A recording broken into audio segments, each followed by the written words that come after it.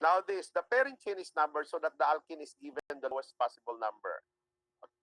Wouldn't name the pentane 3, pentene, because that would be an identical structure to 2-pentene. No? Okay. So, yung ano, yung ang sinasabi lang naman niya is mayroon pa bang na other isomers on this? So, wala na, no?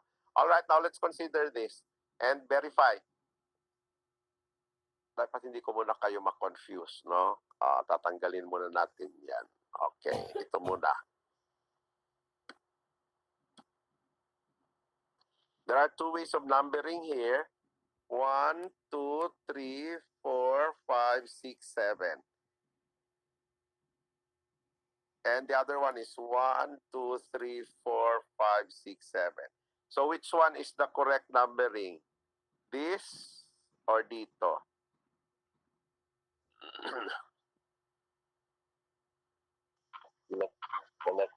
Select, sir. Because you can see that on the third carbon, there is the double bond already.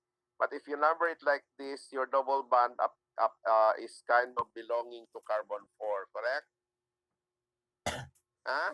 Oh, so, and in other words, this one is incorrect and this one is correct. Now, how about this one? This one is a substituent, no? A substituent, dapat nga malaman natin teka sandali, ha? Yung mga substituent na yan.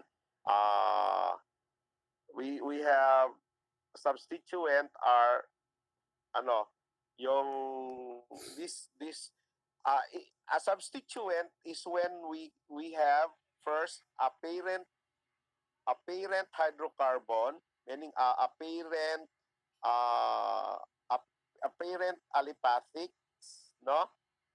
And then specifically a parent cyclic aliphatic. All right. So meron na tayong parent. Then this one is kind of the branch. And this is just called the substituent.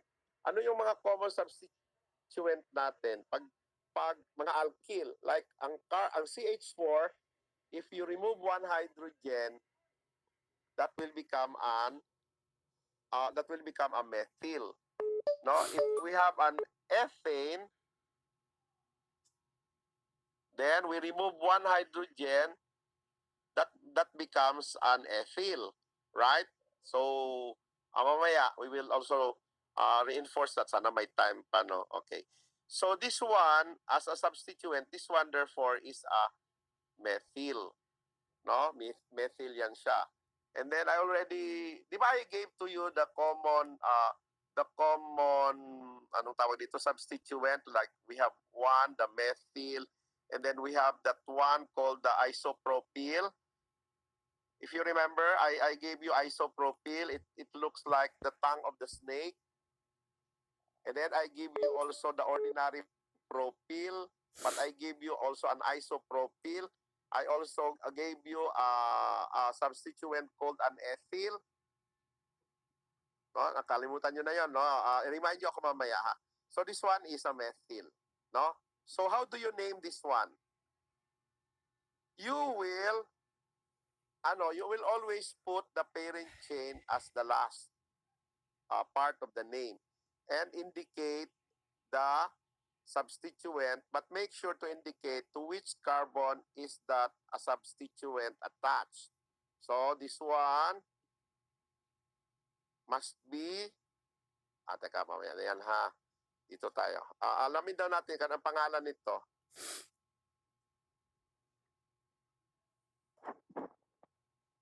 One, two, three, four. 1, 2, 3, 4, 5, 6, 7.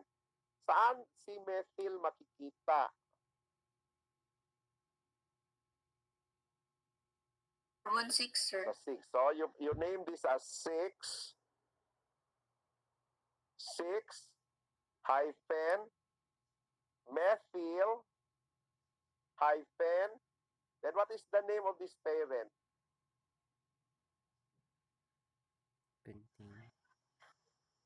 Pentene, sir. May kulang. Heptene. Heptene. Sige daw, be. Ayan na. Ayan na yung sinasabi ko. Sige. Ito, i-name na lang natin siya dito ha. Ang problema, dapat talaga parating bakit kasi nauso yung mga online class? It gives you benefit, but at the same time, it gives you also challenge because, yun nga. Ito ha, this is the number na ini-name natin. So, we first, ganito yan. We first name the parent. So, the parent is 3. This is 1, 2, 3, 4, 5, 6, 7. So, 3, 15. Tama? Am I correct? But, Yes, sir. Yes, sir. because that is written as last part. So, punta na tayo sa substituent. Look at the substituent. You have there 6, 6 hyphen. Now, this substituent is known as,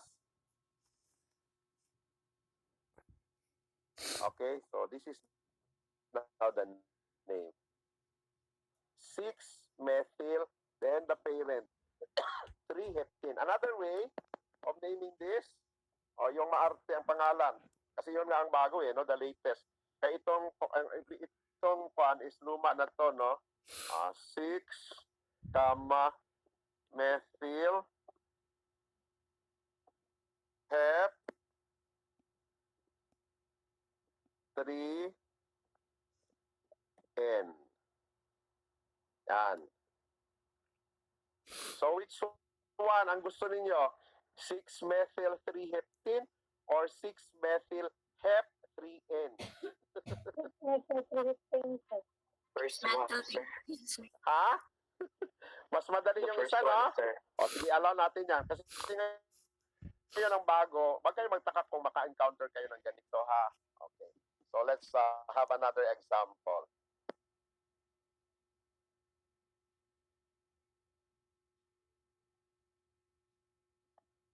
Other then is, what if you are, so accustomed in naming or is discovering the parent chain, then you keep on just counting the continuous chain, the longest continuous chain. If you are dealing with alkene, make sure that the double bond is included in the parent chain. Even if the longer chain of carbon atoms can be found, that doesn't include the alkene. So this one, katulad nito, no, this is the structure. So if you count this is 1, 2, 1, 2, 3, 4. Okay. Then, but you can see, sir, there is, I think, a longer chain here. 1, 2, 3, 4, 5. Just like what is shown here. No, 1, 2, 3, 4, 5. But why is this incorrect numbering? Shortest number, sir. I think. No, not that.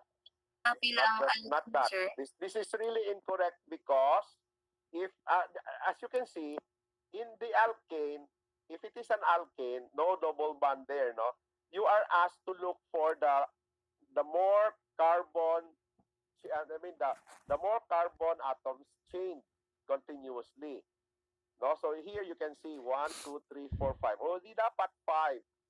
But why are we considering only 4? Because the answer is because this is an alkene, and in your continuous chain, the longest, you should make sure the double bond is included there. So if you insist on this numbering 1, 2, 3, 4, 5, you were not able to include the double bond in the carbons. Ang nangyayari, what happens is this double bond becomes a substituent, which is wrong. Do you understand? You cannot make the two the double bond appear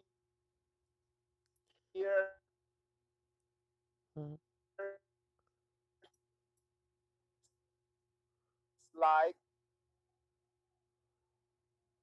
this, but in that way, no, if you insist on that, you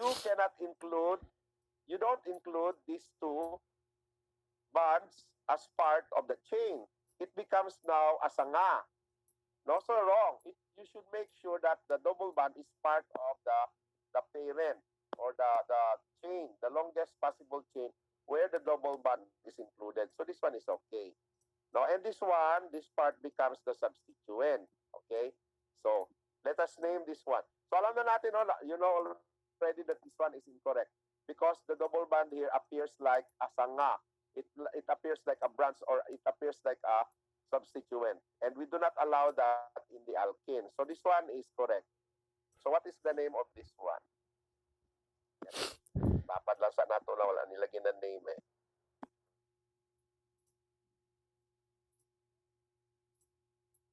O ito. And one, Butane, sir. 1, 2, 3, 4. So 1 butene. Okay, so what is this? Ano ito? What? So in other words, you will write this. And then you say, sir, we haven't mastered yet the substituent, sir. I will help you later. I will give a table. You know, I can give you a lot, but sometimes it's the time element that is killing us, no? So if this is a substituent, how many carbon atoms are found here? 1 and 2, correct? If it is an ethane, 1, 2, that is C2H. C2H6, no? Ang ethane. Tama ba ako? Ang ethane class? C2H6. Yes, sir. Yes, sir.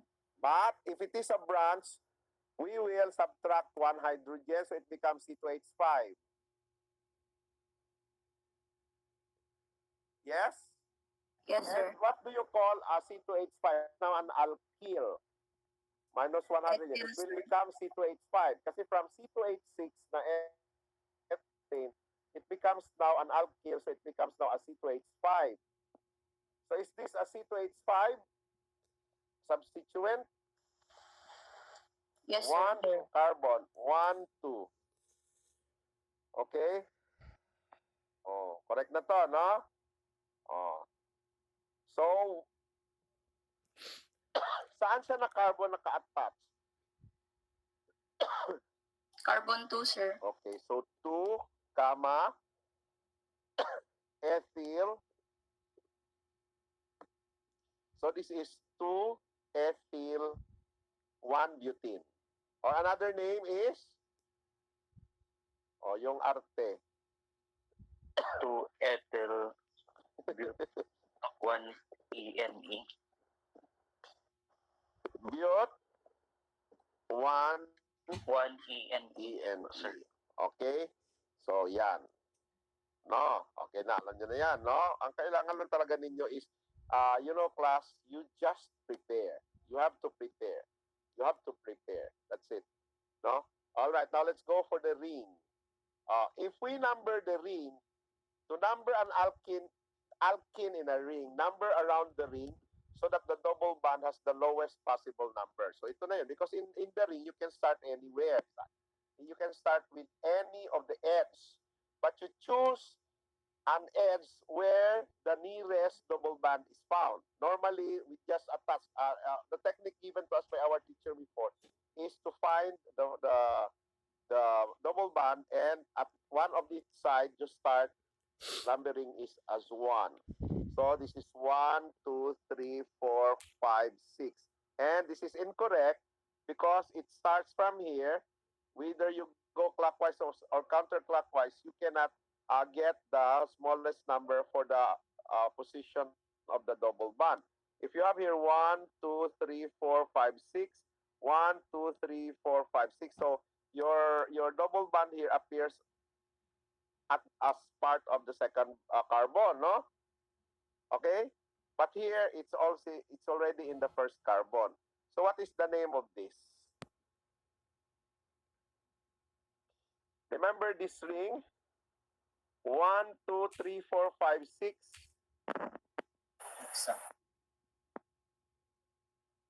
So, okay, we will name this one. Let us see. Ay. Nawala tuloy.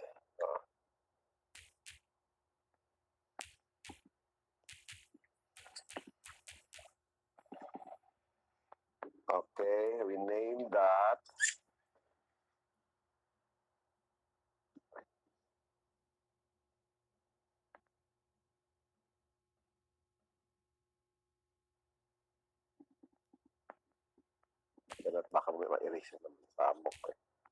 Okay. Yes, sinasabi ko na nga ba. Ma-erase siya. Ito yung ano, sabok kapag dito. Okay, i-name na lang natin ito.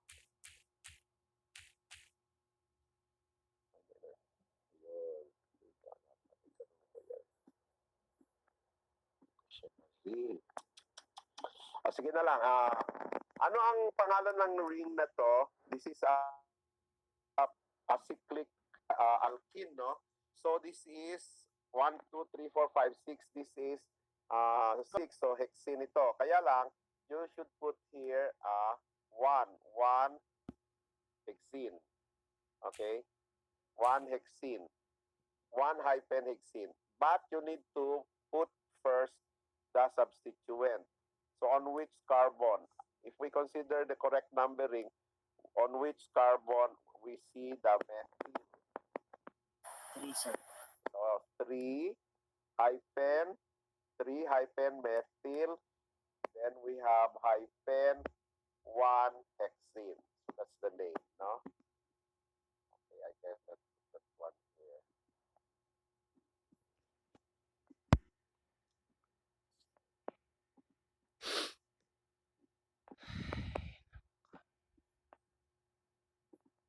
Yan, nandito pala. Ganun ko pala siya dapat. So what is the name of this? Dito tayo mag-name, ha? Capture na lang yun. I'm going to give to you a copy of this later. So this is, the name is 1, hexene. 1, 2, 3, 4, 5, 6. But we need to put 3 methyl hexene, or we put it as 3 methyl, 3 hyphen methyl hyphen hex 1 N. No? Pwede ganun siya. This is another. I don't know if kung kaya natin ang pentada, ang mga hex, ang mga alkadienes. So the dienes group is very that's another story. I don't see if we can reach it. Let's just see. Ba yan? Okay na tayo doon, no? All right, let's go to another material, and this time I go back here.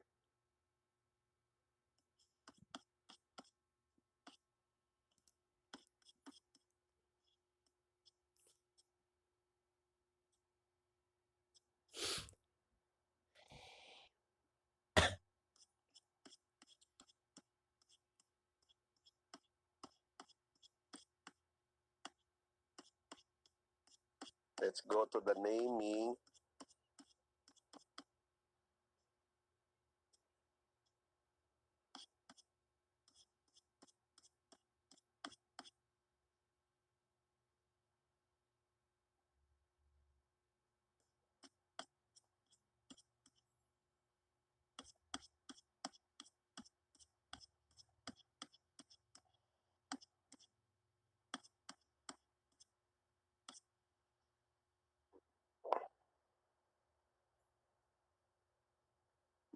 All right. Meron na ba kayo nito? Di ba nabigyan ko na kayo nito, no? Yung mayroong correction, naming of alkanes. Do you remember? Then, yung iba, ipa-assignment ko. Now, dito na tayo. This is another version. Okay, look at this. Naming of alkenes. The parent compound. This time, we reveal the skeletal or the structure. So, dalawa yung exposure ninyo. You are exposed to the topological and you are also exposed to structural or skeletal. So, rule 1, the parent compound is gotten by locating the longest branch chain, and this gives the root name followed by the suffix "-in". The position of the double bond is indicated by the smaller of the numbers given to the carbon atoms between which the double bonds lies. So example, this one, when we are using here the new version of writing, where we insert in between the name of the alkene, the placement of the double bond. No, and you are not comfortable with this because you want the easier part. No, medyo luma na yon. 1-butene. This one is 1-butene, and this one is 2-butene. But it can be written as but -1-in or but -2-in. Okay, so let's see. Now, if you number it like 1, 2, look at my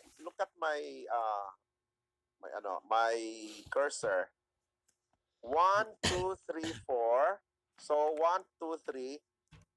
The carbon 3 will be the one where the double bond is attached. So you can name this as 3-butene or but-3-n, which is wrong because if you number it from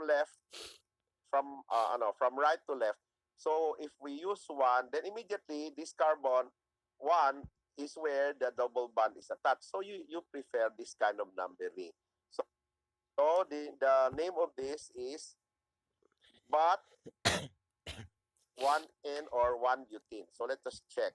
CH3 tama, then carbon 1, 2, 3, 4 tama.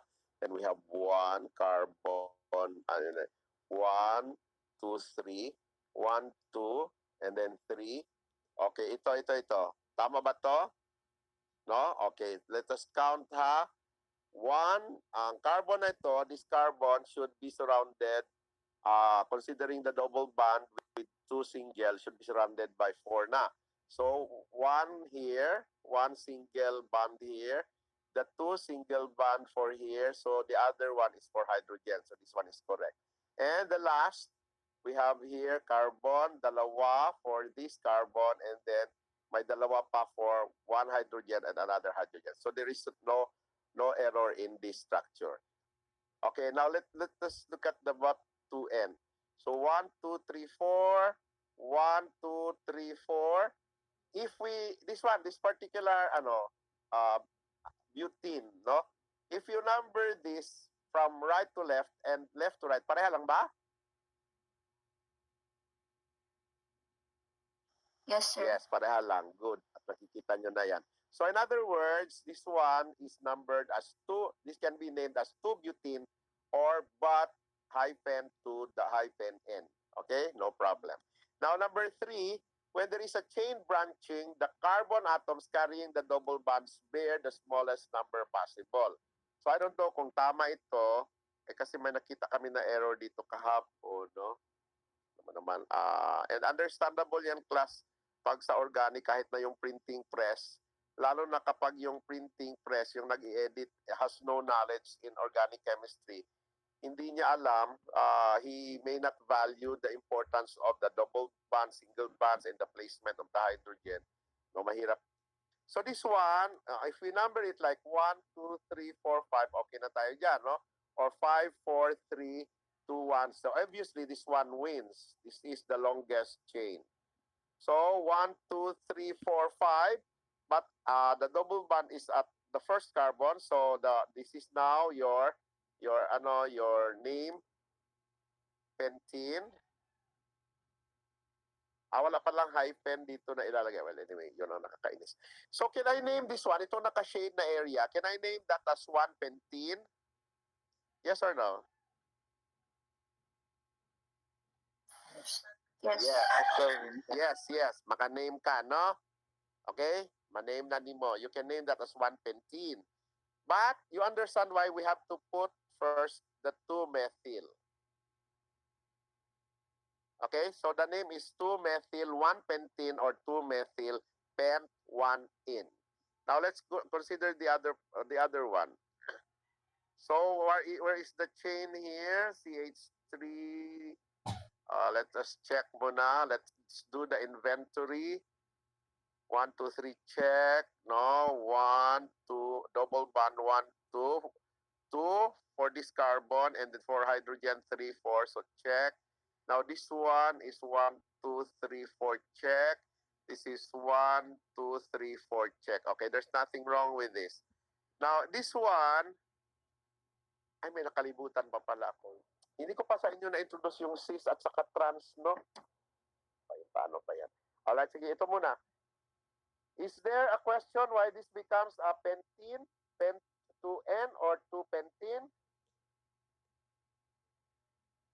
Gets na ba ito kung bakit siya 2? 2-pentene or pen 2N? Gets nyo na to? This one? Yes or no? Yes. Yes, sir. Okay. Because of the double bond is not attached to the second carbon, no? And we have here a 2, no? 2-methyl. By the way, sabi nyo, Sir, methyl, bakit dalawa lang, sir? Di ba itong CH3 and CH3-methyl man din yan siya? No, they are not anymore identified as methyl because this now has become part of the parent. If it is made as part of the parent, then the other methyl, the other CH3 group that sticks out, no, with respect to the parent chain becomes the substituent. So we have two substituents here, both methyl, but it's placed on carbon 3 and carbon 4. So 3, 4 hyphen, then there are 2 methyl, there are 2 identical methyl, so you put di. 3,4 dimethyl pentotene. Okay? So yan. Now let's see this one. Dito may error yan dito. Ay, teka sandali. Wait. Before you get confused with the trans and the cis, I will explain first something. So meron na naman yan. Ano na naman yan, sir? Ang mga cis na yan at mga trans. Dito yan. Okay. Dito tayo. Are you on my side or on their side? So, yun ang stereochemistry kasi yun. Yung stereochemistry class, para yan siya sa mga study of isomers yan. Ito pala ito pala yung na-miss out ko. Teka, singit ko muna ito ha. Now, alkenes also have, some of the alkenes are also more popular with their common names. No, yung alkane natin, balik tayo ulit kay alkene ha. Yung si alkene pala, ito si ethylene. Ano ang another name nito? Yung IUPAC name? Ethane. Ethene. Huwag kayo mag-ane. Emphasize yan kasi pag mag-ANE kayo, iba yon. No, may, para yun siya sa single bond spurous. Now, this alkane yun. This one is alkane. So, ethene gas or ethylene.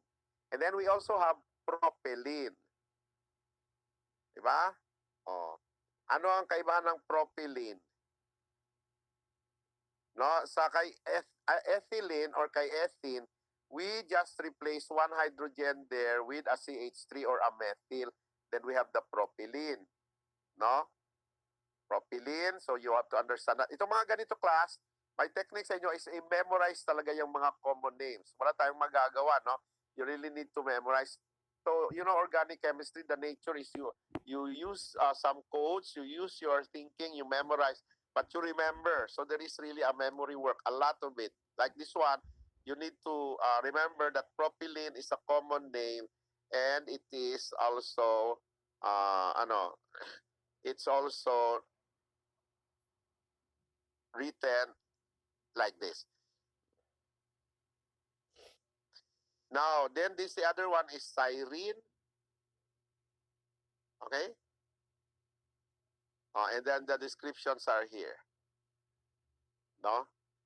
Now, can you name this propylene? Kasi common name ito. Can you name this as IUPAC? Kung IUPAC ito, ano ang name nito? Propane, sir. Propane. Ang propylene?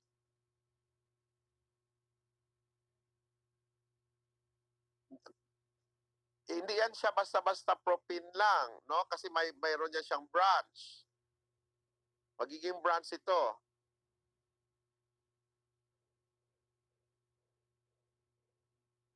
Yung propene lang natin, ethylene, then ito, CH3 ito No? So, kapag ibalik mo ang hydrogen dyan, magiging ethene or ethylene yan.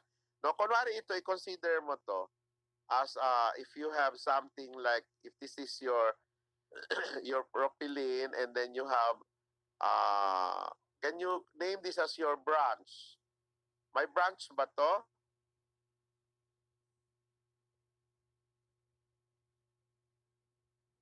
Wala, no? Dalawang carbon na yan, di ba?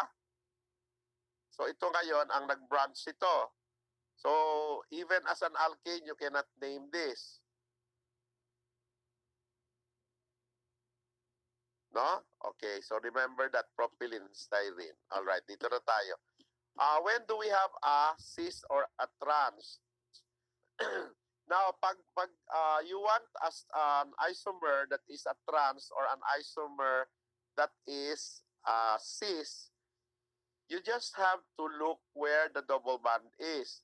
So the double bond is here, and also the double bond is here, and be conscious of the hydrogen atoms that are attached in the double bond.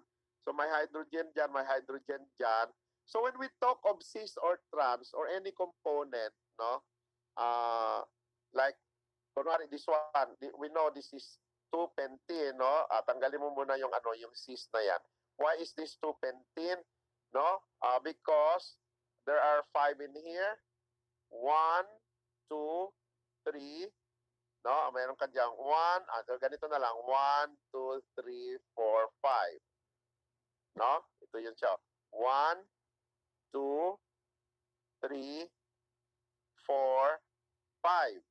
Balik, meron siya ditong structure na 5 ang kanyang longest chain. Tapos, the double bond is part of that 5 carbon chain. 1, 2, 3, 4, 5. Okay? Now, why is this a cis? Actually, wala man naman itong problema kung hindi lang itong ibungkag ang structure eh. No, kasi magiging 2-pentene lang ito. But because you have shown the structure, you have now a cis and a trans. A cis is when the 2 hydrogen atoms attached to the carbons that are involved in the double bond is on the same side. So cis is on the same side and trans is on the opposite side. Meaning this is the double bond and the hydrogen is doon sa kabilang side or sa upward siya ang orientation niya. And then the other hydrogen is sa baba yung orientation. Ang orientation niya. Now, and this is not only applicable to hydrogen. If there is already substituent, you can also apply cis and trans. So, okay, ganito na yan, para hindi kayo malito. When we say cis, same side, opposite side. Same side.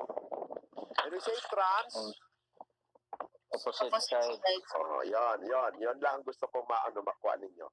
No? Kasi magpatuloy na tayo dito.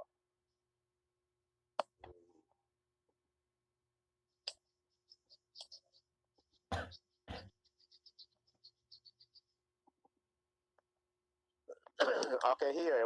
Let's consider this one. Check muna natin. Pay attention on this. Ito. By the way, sa ano lang yan ha, we only put a superscript 1, 2, 3, 4 to number the carbon, but in reality, when we write already the structure, especially on the board or on the exam, we don't have this anymore. Okay, let's look at this one. No, CH3.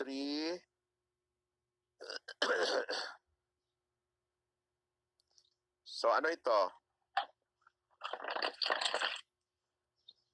Anong alkene ito? 1, 2.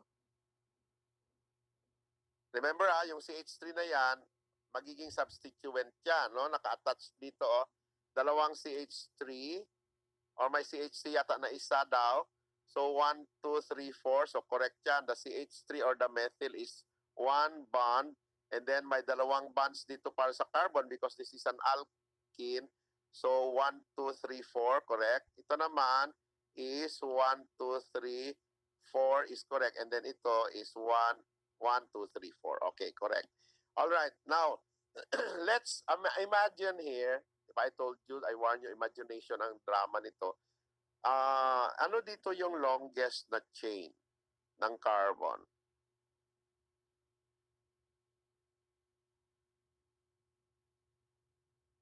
Butane, sir. 4 lang ba? Yan, syempre, no, nakita nyo naman, ang 4 lang, i-reveal na, 1, 2, 3, 4, okay? So, let's look at this side here. Ito na yung kanyang structural. Ang structural niya, ito na. CH3, then C, CH3, CH3, then we have a C, then we have a CH3. May missing dito ha. CH3, C, C, hindi, isa lang pala. CH3, tapos ang isa, hindi pala ito dalawa, no? So, may CH3.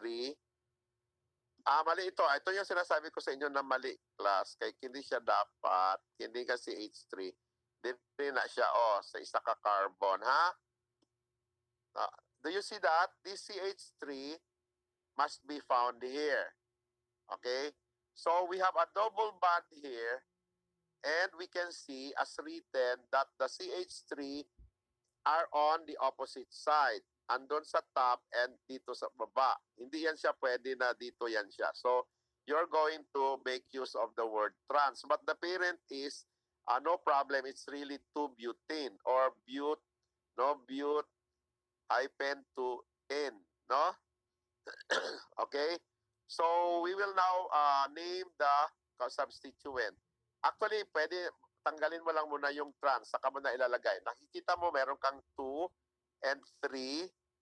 2, 3 dimethyl. So, ito yon, no? Yung itong methyl na to, tsaka itong methyl na erroneously, dapat dito siya sa kabila, no? So, 2, 3 dimethyl, 2-butene or but 2N. Lalagyan mo siya ng trans para malaman natin ang structure niya is ang methyl na dalawa is at the opposite sides. Drawn as opposite side. So ito ngayon, ang kanyang counterpart, no? When we have a CH3, CH3, CH3, and then CH4, or ito na yung tama. Ang mali lang dito na naman, ang H, dapat capital ito. No? Yun lang mali dito. So ito talaga ang may mali kay ang CH3 dito sa taas, dapat dito sa carbon 3 yan. So dito, this one is correct, no, all the way, but this one is wrong, the small letter H. So 1, 2, 3, 4, 1, 1, 2, 3, 4, 1, 2, 3, 4, and so this one must be 2, 3 dimethyl butene, but this must be a cis. Okay? So, yan. Ito daw. Verify kung tama ito. So, is this butene also? Or mali ito? Tama ba itong butene? But-2N or dapat hindi? Yan siya but-2N. Look at the structure. Look at the numbering. 1, 2, 3, 4, 5. 1, 2, 3, 4, 5. So, may mali, no? Ano dapat ang pangalan? Pentene. Ha? 2? Propene, sir. Na gani ang number 1, 2, 3, 4, 5. Pentane, sir. Ano dapat ang number? 2? Pentene, sir. Kaya nga, 2 pentene or 2 arpen, 2N. Unsa man ang dapat ga parent? Kasi mali ito